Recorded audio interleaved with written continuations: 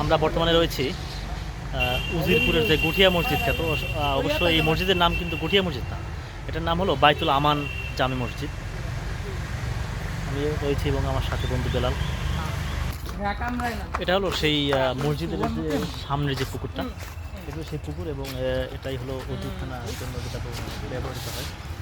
আর মসজিদের মসজিদের যে প্রধান ফটক কিন্তু এটা হলো মেন রোড বাম পাশে। আর আমরা যাচ্ছি মসজিদের ভিতরে।